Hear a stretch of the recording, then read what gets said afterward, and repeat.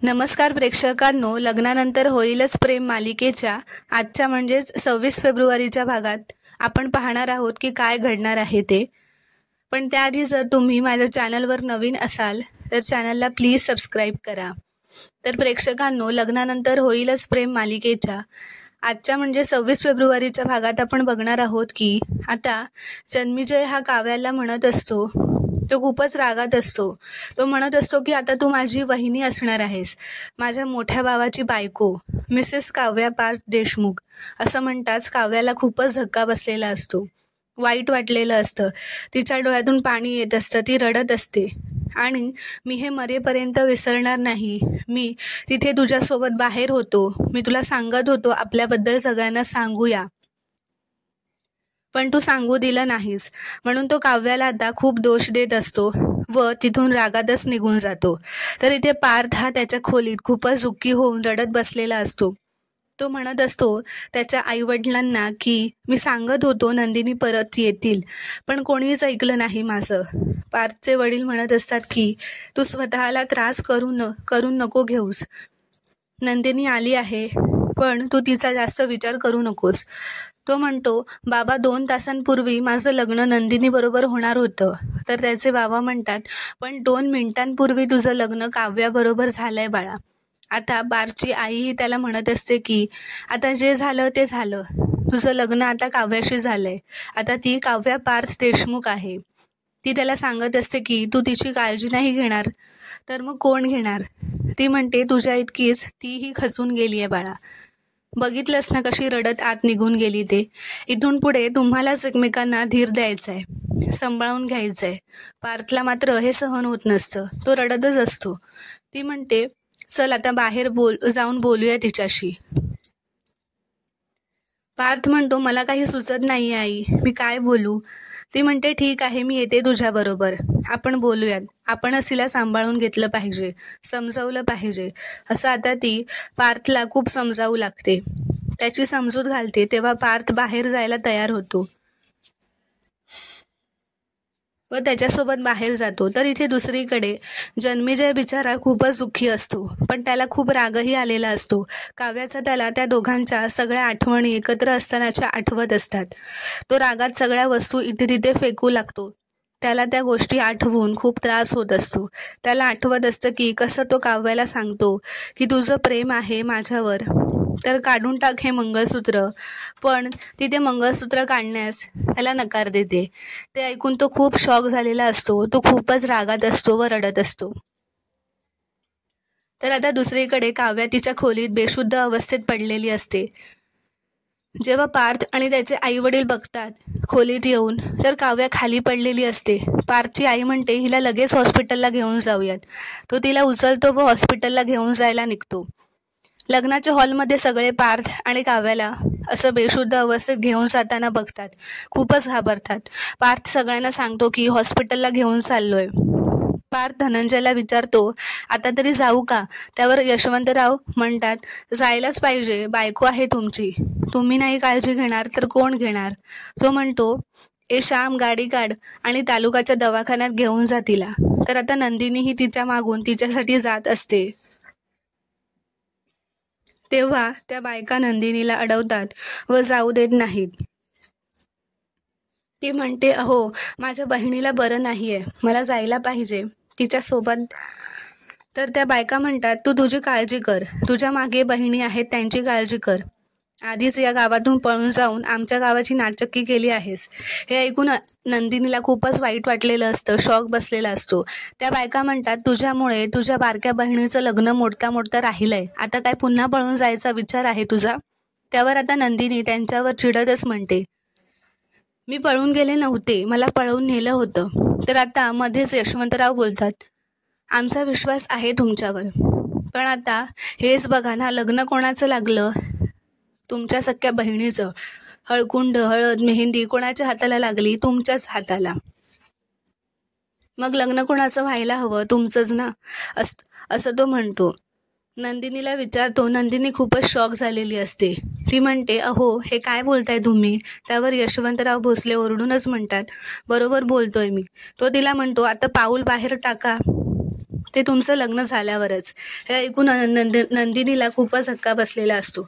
नंदिनी विचारते, माझं लग्न ते कोणाशी? माझं लग्न ज्याच्याशी व्हायचं होतं त्याला तर तुम्ही माझ्या बहिणीच्या गळ्यात माळ घालायला लावली. त्यावर यशवंतराव भोसले म्हणतात, कोणाशी लग्न लावायचं हे महत्त्वाचं नसतं, लग्न होणं महत्त्वाचं आहे. ते म्हणतात, धनंजयराव सांगा तुमच्या मुलीला, तुमच्या मुलीची घालमेल होते तिच्या जीवाची.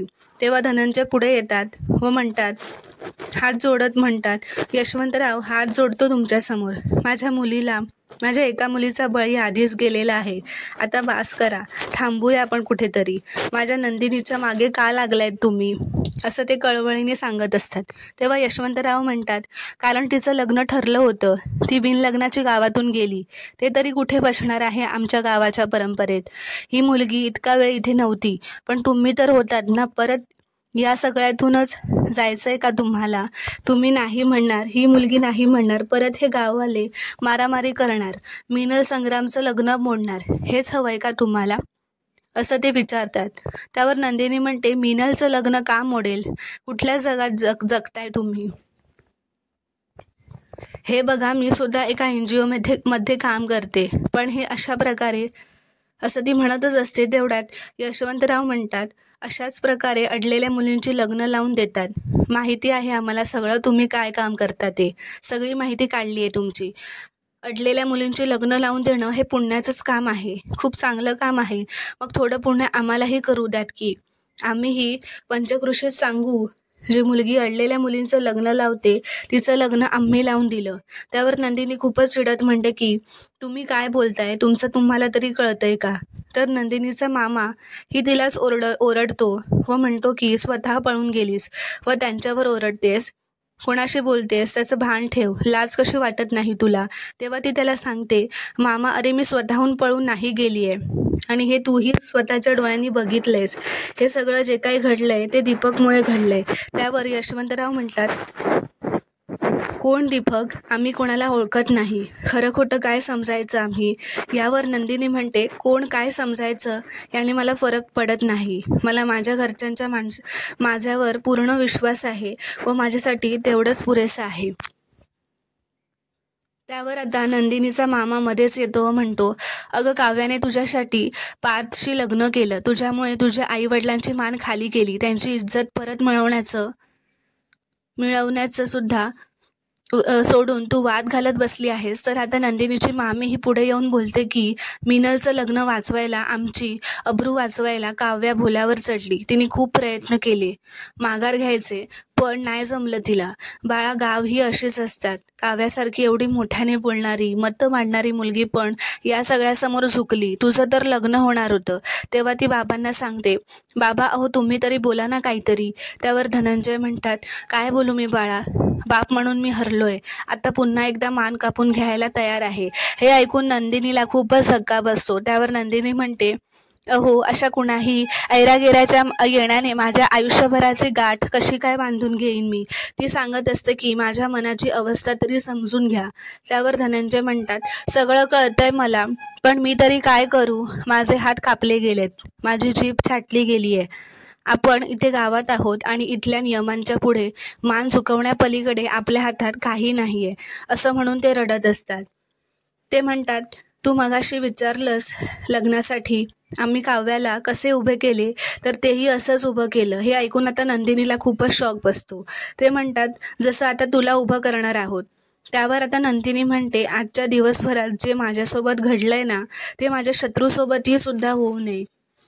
मी माझ्या आयुष्याची सुखी संसाराची स्वप्न बघितली, तो जोडीदार गमावला, आणि इथे येऊन बघते तर काय, माझ्या माणसांच्या मनातली माझी इज्जत, माझा विश्वास सुद्धा गमावला. ती म्हणते, नाही बाबा नाही, एवढं सगळं झाल्यानंतर तर मी लग्न करण्याच्या मनस्थितीतच नाही आहे, कुणाशीच नाही, प्लीज, असं म्हणून ती रडू लागते, त्यांच्यासमोर हात जोडू लागते. त्यांना सांगत असते. तेव्हा नंदिनीचा मामा लगेच म्हणतो मध्येच, लग्न तर तुला करावंच लागेल नंदिनी. भर मंडपातून तू पळून गेलीस म्हणून तुझ्या बहिणीला तुझ्या नवऱ्याशी लग्न करावं लागलंय, आणि आता म्हणतेस मला लग्नच करायचं नाही आहे. तर आता पुढील भागात आपण पाहणार आहोत की यशवंतराव त्याच्या मुलाला नंदिनीशी लग्न करण्यासाठी आणतो. तर यशवंतरावाचा मुलगा म्हणतो, असल्या सेकंड हँड मुलीशी मला लग्नच करायचं नाहीये. ते ऐकून नंदिनी खूपच रागावते. त्यावर नंदिनी म्हणते, ही आहे आजच्या काळातल्या बाईची शोकांकिका. आजही आम्ही बायका पाय पुसणंच आहोत समाजाच्या दारात. आज तुम्ही सगळे लोक माझ्या कॅरेक्टरवर चिखलफेक करताय आणि तरीसुद्धा तुम्हा सगळ्यांचा हट्ट असेल तर ठीक आहे, तयार आहे मी लग्नाला. ती जोरातच ओरडून म्हणते, कोणी कोणी आहे का असा जो माझ्यावर घाणेरडे आरोप करणार नाही आणि मला म्हणेल मला लग्न करायचंय तुझ्याशी. तर आता जन्मीजय पुढे येतो. नंदिनीला म्हणतो, मी करेन तुझ्याशी लग्न. तर प्रेक्षकांनो, पुढील भाग पाहणं खूपच रोमांचक ठरणार आहे.